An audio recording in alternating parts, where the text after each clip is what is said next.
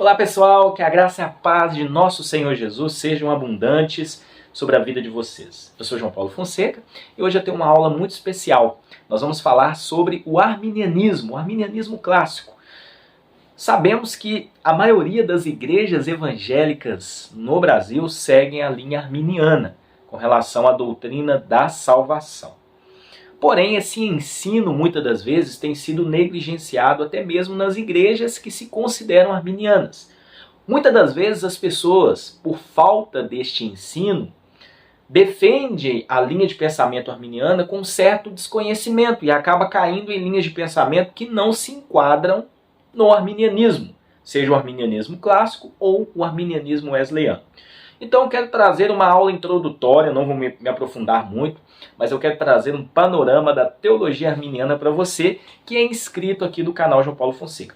Se você não for inscrito, não tem problema nenhum. Se inscreva agora. Ativa aí o sininho das notificações para você ser notificado de todos os nossos vídeos. É uma bênção ter você participando aqui do nosso canal. Bom, então vamos trabalhar um pouquinho sobre o pensamento arminiano com relação a doutrina da salvação. Mas antes da gente adentrar ao contexto da linha de pensamento arminiana com relação à doutrina da salvação, eu quero trazer um panorama sobre as 4 visões sobre a salvação que nós temos aí na teologia. 2 são consideradas heréticas, que seria uma heresia, um pensamento errado, que não condiz com a Bíblia, que deve ser rejeitado. E 2 linhas de pensamento são consideradas aí linhas de pensamento evangélicas. A primeira que eu quero trabalhar com vocês seria o pelagianismo. Por que eu vou trabalhar esses 4 pontos? Para vocês entenderem a diferença entre o pensamento arminiano dessas 3 outras linhas que nós temos. Porque é importante a gente entender primeiro o que é o arminianismo e o que são as outras linhas, para a gente não confundir os termos e achar o seguinte: olha, as 4 são corretas, arminianismo e pelagianismo, por exemplo, é a mesma coisa, então a gente vai desconstruir isso, tá bom? A primeira que eu quero trabalhar com vocês, antes da gente adentrar ao pensamento arminiano, é diferenciar as linhas de pensamento que nós temos aí disponíveis, né? A primeira é o pelagianismo, que é uma espécie de monergismo. O que seria o monergismo?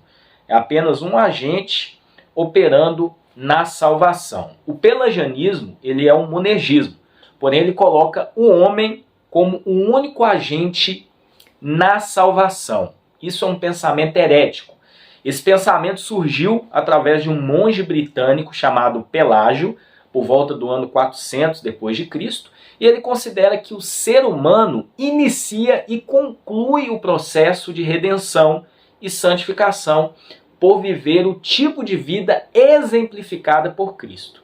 Segundo Pelágio, não há conceito de pecado original, tá, pessoal? E apenas Adão foi afetado. Portanto, o homem não está propenso a pecar, sendo livre para escolher a Deus e rejeitá-lo.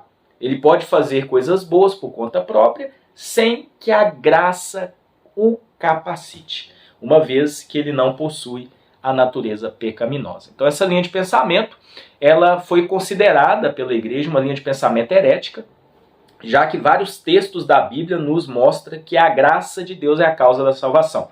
Então, para Pelágio, não existe o pecado original, o homem não é depravado e por si só ele pode alcançar a salvação.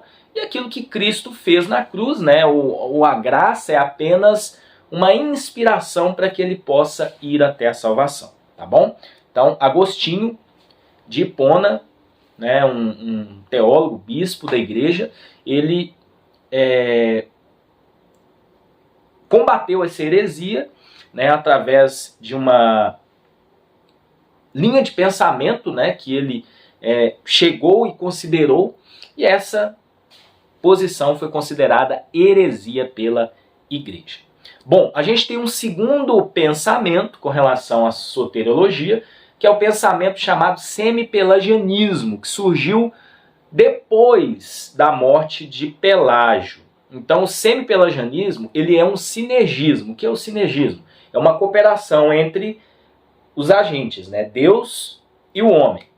Então, no pensamento sinergista, ou no pensamento semi-pelagianista, no semi-pelagianismo, o homem ele inicia o processo da salvação e Deus responde ao homem. É um pensamento que também foi considerado herege pela igreja. Esse pensamento surgiu anos depois da morte de Pelágio por um homem chamado João Cassiano. Ele considera que o ser humano inicia o processo da redenção, mas ele é concluído com a assistência de Deus através do sacrifício redentor de Cristo. Então, no semi-pelagianismo, o homem dá o primeiro passo para Deus pelos seus próprios méritos. O homem faz e Deus o recompensa, mas a iniciativa ainda é do homem. Essa linha de pensamento crê numa depravação parcial. O homem não é totalmente depravado, ele é parcialmente depravado. Então a parte boa dele consegue iniciar o processo da salvação. E Deus conclui, tá? Então essa linha de pensamento ela é considerada heresia também, tá bom?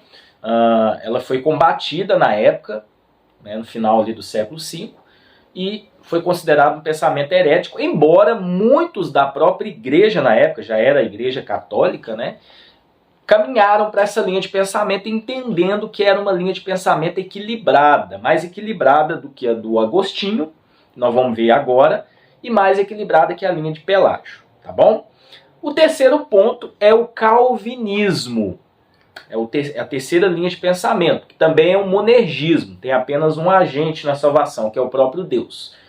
É um pensamento considerado evangélico, tá? Teve a sua nascente no século V, após um embate entre Agostinho com Pelágio, como eu disse para vocês.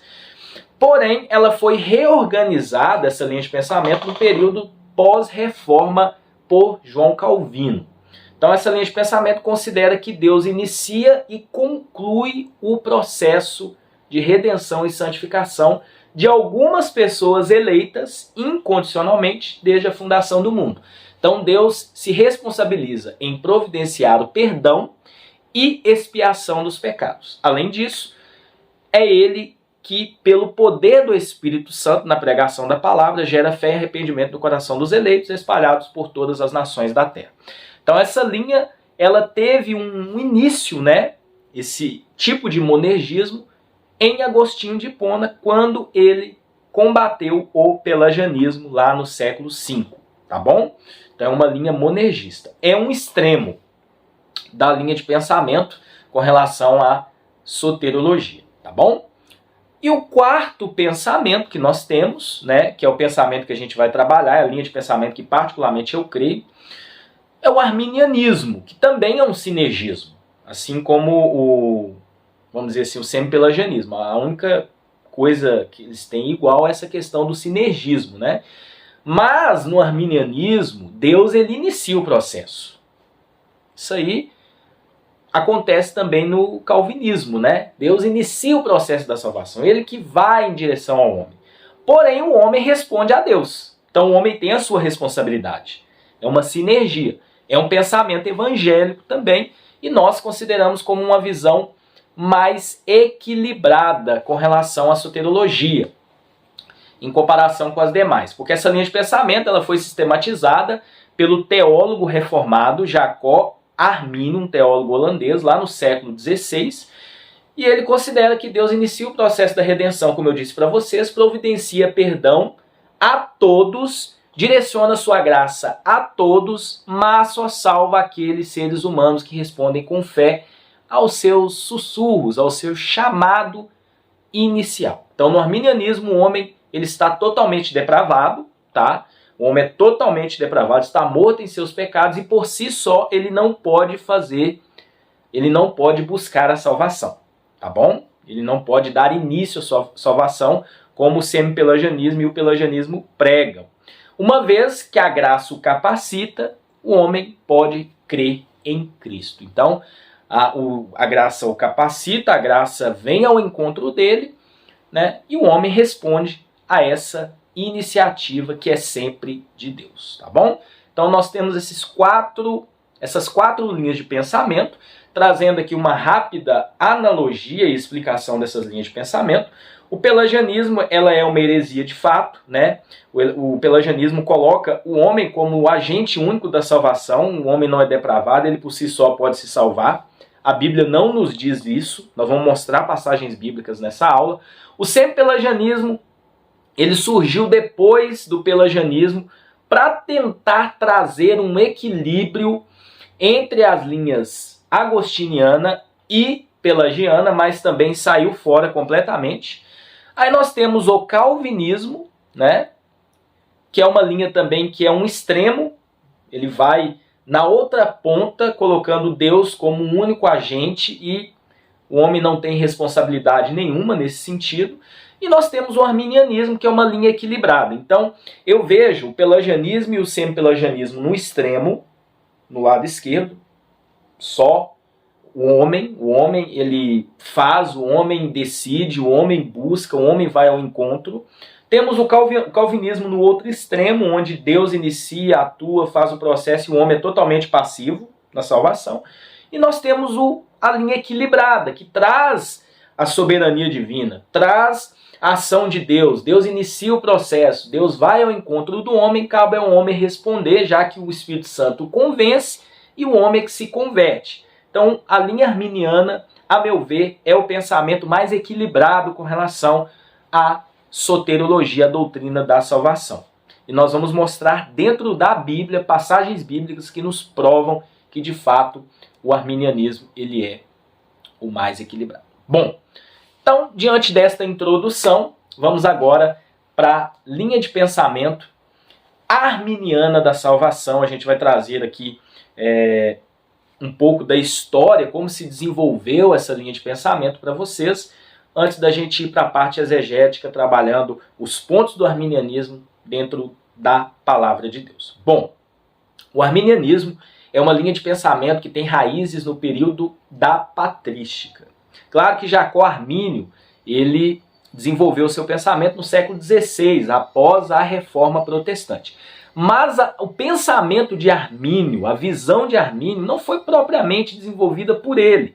Quando nós vamos lá no período da patrística, analisando escritos de alguns pais da igreja, a gente percebe que eles tinham uma linha de pensamento muito parecida com o que Armínio cria, tá?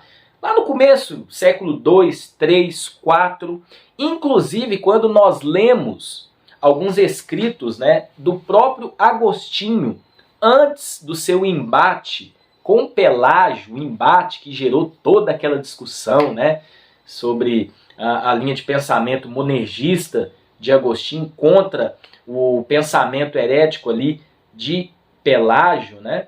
Antes de Agostinho ter esse embate com Pelágio, ele tinha uma visão com relação à soteriologia muito próxima daquilo que Armínio cria.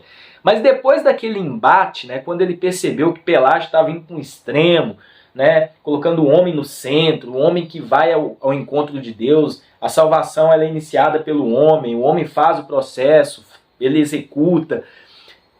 O Agostinho, para combater aquela heresia, ele foi para o outro lado. Né, ele foi no outro extremo, no outro lado do monergismo, colocando Deus como o autor, como aquele que faz, que acontece realmente, mas o homem é totalmente passivo. Né? E aí tem a questão da predestinação, tem a questão da eleição, que é um outro ponto que a gente vai abordar. Mas a gente percebe que os primeiros pais da igreja, os primeiros escritos, né, que a gente tem, eles seguiam uma linha próxima daquilo que a gente tem hoje como o arminianismo. Vocês podem consultar algumas obras, eu vou indicar aqui para vocês alguns livros para vocês consultarem isso, né? Não vai dar tempo para mostrar tudo. Então, até esse embate de Agostinho e Pelágio no século V, o pensamento arminiano, o pensamento soterológico dos principais teólogos da época, né, se assemelhava muito com o atual arminianismo clássico. Então, com esse intuito de combater os falsos ensinos da Igreja Católica, né, após esse embate ali do Agostinho com Pelágio, a Igreja foi caminhando, século VI, VII, VIII, IX, e acabou que a Igreja Católica, na sua teologia, ela começou a trabalhar muito próximo ao semi-pelagianismo. Então a gente percebe que a própria linha de Agostinho ela ficou meio esquecida quando a gente analisa a história da teologia dentro da Igreja Católica. Então, quando a gente chega na Reforma Protestante, século XVI, né? Século XV, século XVI ali, a gente percebe que a Reforma Protestante nos trouxe uma fundamentação de 5 pilares que conhecemos hoje como solas, né? Sola gratia, sola fide, sola scriptura, solo Christis e soli Deo gloria, enfatizando a justificação pela fé e não por obras. Então, os primeiros reformadores, eles resgataram a linha de pensamento de Agostinho com relação à soterologia após o embate contra Pelágio. Por quê? Porque a Igreja Católica caminhou muito numa linha de pensamento próxima ao semi-pelagianismo. Questão das obras, do mérito humano, de fazer penitência, indulgência, comprar indulgências, essas coisas. Então, para combater isso, eles foram no outro extremo. Lembra que eu disse para vocês dos extremos? E os extremos são perigosos, porque estão na beirada, né? Quanto mais no extremo você tiver, mais a chance de você cair. Então, os primeiros reformadores, eles seguiam essa linha que a gente chama de monergista, né? Colocando o ser humano totalmente passivo em sua salvação. Então, a gente tem Lutero, que era de linha monergista, né? A gente vai ter um pouquinho mais para frente, né? O próprio Calvino, né? A gente está colocando aqui os principais reformadores da época, né? Os mais conhecidos, que seguiam essa linha, né? Que a gente chama de monergista, colocando o homem passivo na salvação. Tá? Mas, após a morte de Calvino, né, ele que sistematizou e organizou o pensamento que hoje nós conhecemos como calvinismo, né, Jacó Armínio, que era um teólogo holandês de linha reformada, ele trouxe à tona escritos dos primeiros reformadores, né, que, de fato, ele trouxe à tona escritos dos pais da igreja, na verdade, analisando com os escritos dos primeiros reformadores e toda a teologia reformada, e ele percebeu que eles estavam caminhando para um extremo, né? Então Armínio trouxe uma linha equilibrada, coerente com a Bíblia, enfatizando sim os pilares da reforma: sola gratia, sola fide, sola scriptura, justificação pela fé, soli Christus, né? Soli Deo gloria. Ele não negligenciou as solas lá da Reforma Protestante, toda a linha de pensamento reformada com relação à reforma da igreja, mas essa parte da soteriologia ele percebeu que estava no extremo e não condizia com as escrituras, né? Então, partindo do princípio que a justiça de Deus não vai contra o seu amor para com a humanidade, Armínio trouxe uma linha bastante equilibrada e coerente com a Bíblia, né? Infelizmente, Armínio morreu muito cedo, ele morreu aos 49 anos, mas alguns seguidores deram continuidade às suas ideias e começaram a influenciar muitas pessoas. Em 1610, esse grupo, né, das pessoas que deram continuidade à obra de Armínio, eles foram chamados de remonstrantes, e eles apresentaram 5 tópicos em forma de protesto e de viés declarativo ao governo holandês, a fim de obter maior tolerância para com os adeptos ao arminianismo. Por quê? Porque todo o pensamento reformado era voltado à visão de Lutero, Calvino, a visão monergista, a visão que nós conhecemos hoje como calvinismo, né? Então, outra linha de pensamento já era considerada heresia, já era considerado um retrocesso, uma volta ao pensamento católico.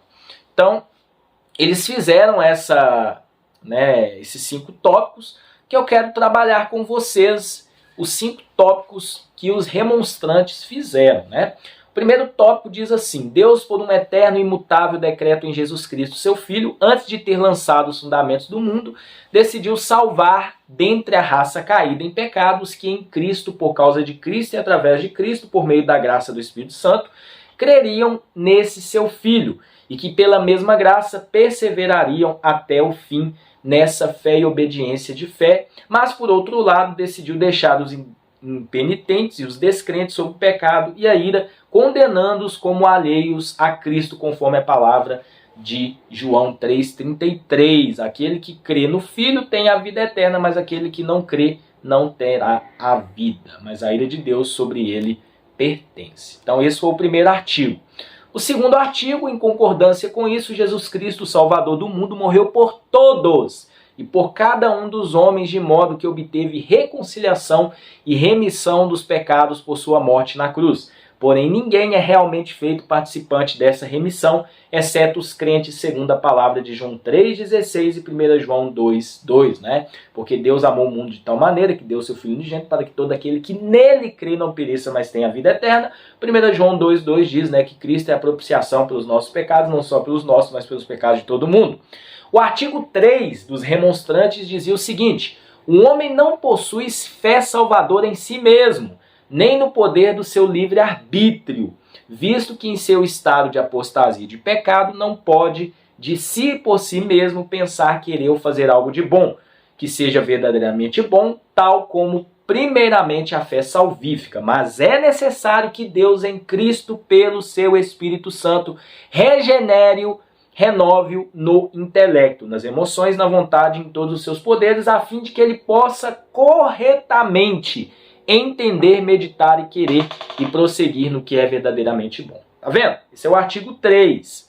O artigo 4 diz que a graça de Deus, essa graça de Deus é o princípio, o progresso e a consumação de todo o bem, tanto que nem mesmo um homem regenerado pode por si mesmo, sem essa precedente, preveniente, excitante, prosseguinte e cooperante graça, pensar, querer ou determinar qualquer bem, ou terminar qualquer bem, muito menos resistir a quaisquer tentações para o mal. Por isso, todas as boas obras e boas ações que possam ser pensadas devem ser atribuídas à graça de Deus em Cristo, né? Mas em relação ao modo de operação dessa graça, ela não é irresistível, visto que está escrito que muitos resistiram ao Espírito Santo, Atos capítulo 7.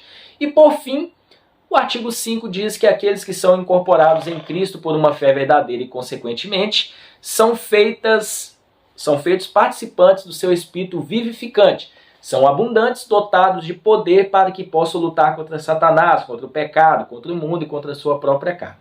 Contudo, sempre queremos que seja bem entendido, com o auxílio da graça do Espírito Santo, Jesus Cristo os ajuda pelo Espírito Santo em todas as suas tentações, né? Estendendo-lhes as suas mãos, apoiando-os e fortalecendo-os caso sejam prontos para lutar, queiram o seu socorro e não desistam de si mesmos, de modo que, por nenhum engano ou por poder sedutor de Satanás, possam ser arrebatados das mãos de Cristo, conforme diz em João 10, 28, né? Mas eles serão capazes de... mas se eles não são capazes de, por descuido, esquecer do início de sua vida em Cristo e de novamente abraçar o presente mundo, de afastar da santa doutrina que uma vez lhe foi entregue, de perder a sua boa consciência e de negligenciar a graça, isso deve ser estudado de uma pesquisa mais acurada nas Sagradas Escrituras para que possamos ensinar com inteira persuasão de nossas mentes. Então, os 5 artigos trabalharam a depravação total, que arminiano e calvinista acreditam, tá? A eleição condicional, o calvinista crê que a eleição é incondicional. A graça resistível, o calvinista crê que a graça é irresistível, né? Nós temos a graça preveniente também, que age no ser humano, restaurando, né, para que ele possa responder. Nós temos aqui nesses artigos a expiação ilimitada, Jesus morreu por todos, diferente do pensamento calvinista, que crê que Jesus morreu apenas pelos eleitos. E nós temos o último artigo sobre a perseverança dos santos. Os remonstrantes aqui, eles não se decidiram bem com relação a isso, eles disseram que precisavam estudar melhor, mas aqui nós temos um entendimento que, de fato, Cristo nos dá todas as condições para perseverarmos, para permanecermos na graça, né? E ele finaliza dizendo ali, né? Mas se por algum descuido essa pessoa cair da graça, nós vamos investigar. Depois disso, né? Alguns outros teólogos, com base naquilo que Arminio deixou, sustentam que de fato há esse auxílio, essa ação da graça, mas o ser humano ele é livre, né? Então algumas linhas de pensamento dentro do arminianismo, creem que de fato o homem pode cair da graça, ou alguns creem que não pode perder a salvação. Tá? Então, esses são 5 artigos que foram apresentados num sínodo, que foi conhecido na época como Sínodo de Dort, que reuniu esse grupo conhecido como remonstrantes e vários calvinistas ligados à Igreja Reformada Holandesa. Bom, quando nós lemos na história da Igreja Cristã, na história da teologia, nós percebemos que esse julgamento ele foi parcial, porque todos os juízes eram defensores e adeptos ao calvinismo. Então, de uma forma muito parcial, de uma forma injusta, essa linha de pensamento, né, o arminianismo, foi considerado heresia e julgado de uma forma totalmente injusta. Tá?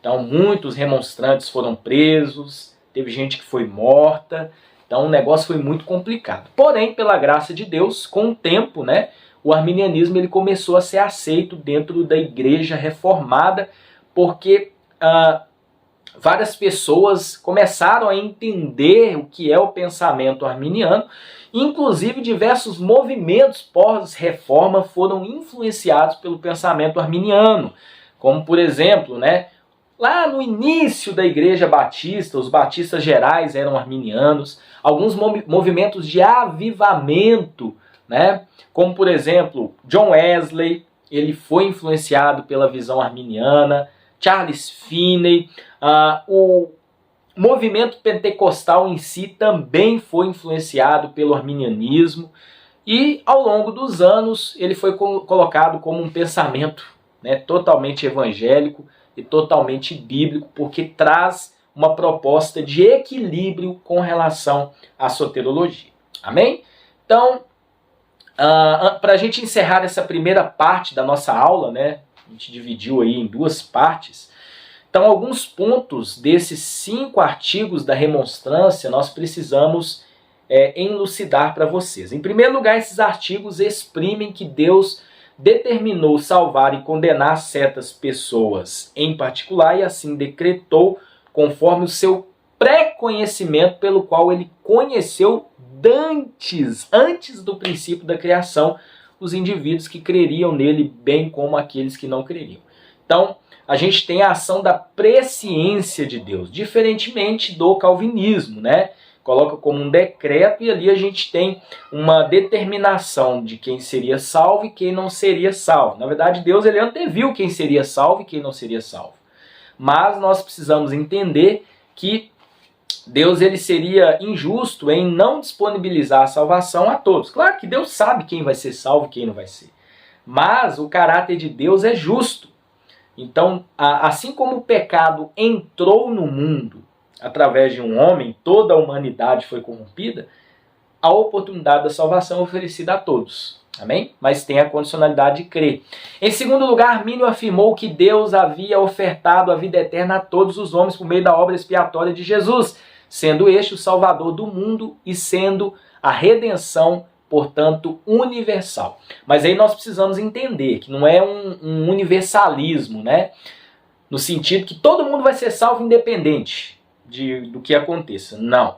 Armínio deixou bem claro que ela é universal no sentido de provisão, porém especial ou condicional na sua aplicação ao indivíduo, porque ela é condicionada à fé.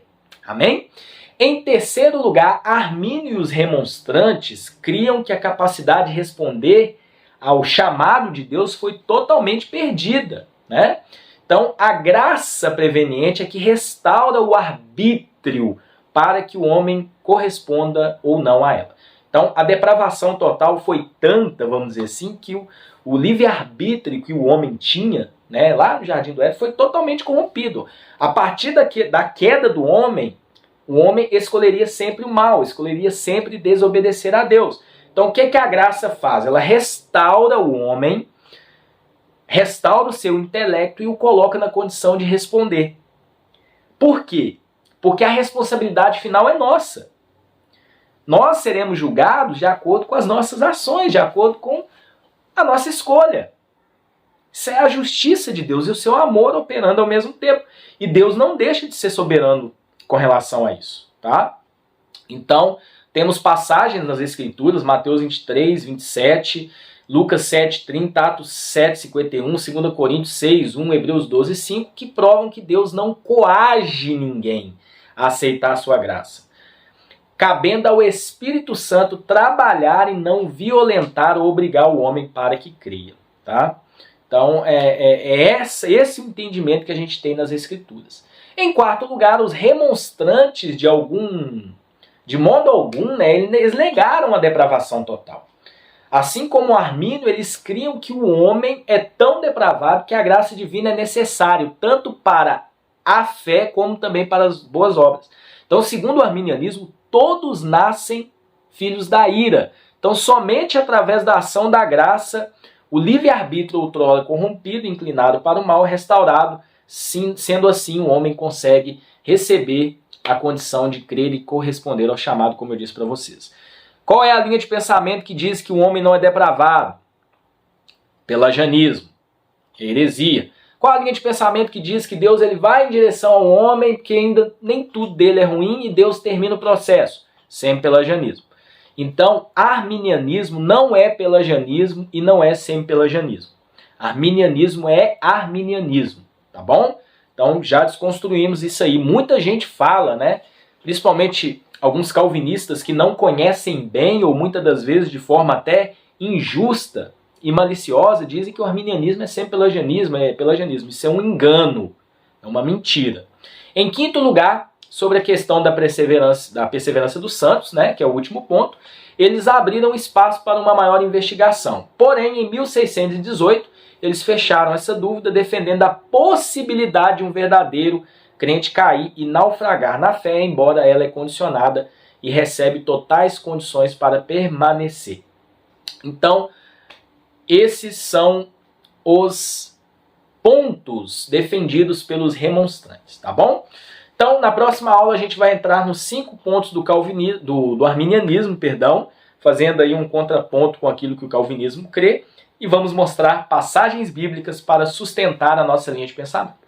Espero que vocês tenham gostado dessa aula. Procurei ser o menos técnico possível, procurei trazer explicações mais claras, com uma linguagem acessível, para você entender o que de fato é o arminianismo, para você saber defender a sua linha de pensamento e também trazer um entendimento equilibrado sobre a soterologia. Que Deus abençoe vocês e até a segunda aula. Se Deus assim permitir, nós vamos adentrar aos 5 pontos do arminianismo, trazendo passagens bíblicas para sustentar a nossa linha de pensamento.